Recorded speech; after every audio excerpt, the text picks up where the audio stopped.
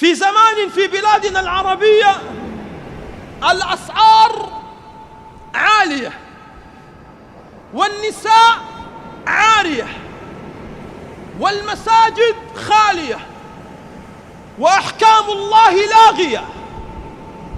في بلادنا الصارخ مدلل والبطل في قيوده مكبل.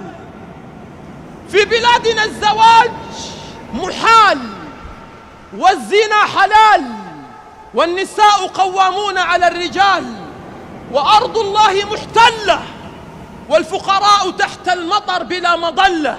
نحن في زمان في بلادنا العربية كل خير كل عمل نضعه في كيس مثقوب، نتوضأ نحسن الوضوء ثم نسرف في الماء، نتصدق على الفقراء ثم نصورهم وندلهم في المواقع، نقوم الليل ونقطع الأرحام، نصوم ونصبر على الجوع ونسب ونلعن ونشتم. ألا إن سلعة الله غالية.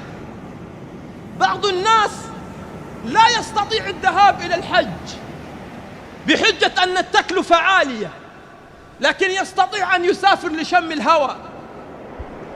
البعض لا يستطيع أن يصنع أضحية بحجة أن تكلفة الأضحية غالية، لكن بإمكانه أن يشتري جوال حديث.